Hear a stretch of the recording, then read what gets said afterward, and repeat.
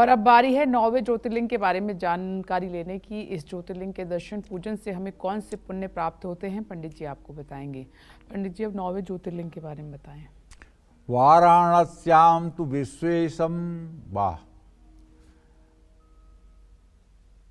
हमारा तो अहोभाग्य है, काशी और प्रयाग के मध्य में जन्म हुआ है और वाराणसी शहर की दूरी मात्र हमारे घर से 60 किलोमीटर है।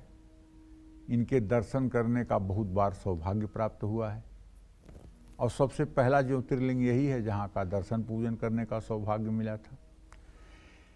काशी विश्वनाथ ज्योतिर्लिंग की मान्यता है कि ये भगवान शिव के त्रिशूल पर ये काशी नगरी बसी हुई है।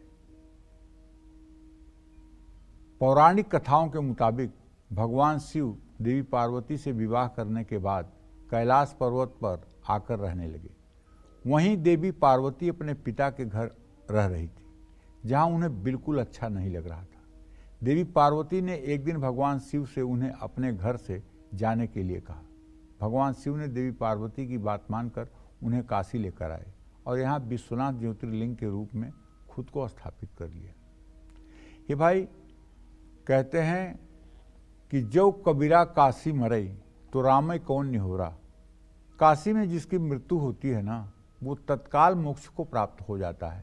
ये हमारे शास्त्रों की मान्यता है और काशी भारत से अलग है, ऐसी हमारी पौराणिक मान्यता है। पौराणिक मान्यता ऐसे है कि जब राजा हरिश्चंद्र को बिकना हुआ तो विश्वामित्र ने कहा कि तुम कहाँ बिकोगे, पूरा देश तो हमारा है और तुमने दान दे दिया है, तो अब बिकोगे कहाँ, मेरे देश में कैसे बिक सकते हो। तो उन्होंने कहा मैं काशी में बिकूंगा। काशी तो देश का अंग नहीं माना जाता है, काशी तो भगवान शिव के त्रिशूल पर बसी हुई नगरी है। कहे हाँ ये तो हो सकता है। तो राजा हरिश्चंद्र जाकर के अपने पत्नी और पुत्र को एक ब्राह्मण के यहाँ बेच दिए और स्वयं जाकर के कालू डोम के यहाँ उन्होंने नौकरी कर ली। काशी का एक अलग महत्व है और जब जब सनातन धर्म पर कोई संकट आता है, जब जब सनातन धर्म पर कोई चुनौतियां आती हैं, तो ये ज्योतिर्लिंग अपने आप में चमत्कार करता है और धर्म की रक्षा करता है। विश्वेश्वर ज्योतिर्लिंग की पूजा से जन्म और मृत्यु के चक्कर से मुक्ति मिलती है। सावन के महीने में यहाँ जलाभिषेक करने से भगवान शिव की कृपा प्राप्त होती है। इस ज्योतिर्लिंग के दर्शन करने से, गंगा स्नान से अक्षय पुण्य की प्राप्ति होती है। माँ गंगा यहाँ घूम करके इनकी परिक्रमा करती हैं। बहुत ही अद्भुत दर्शन है काशी का।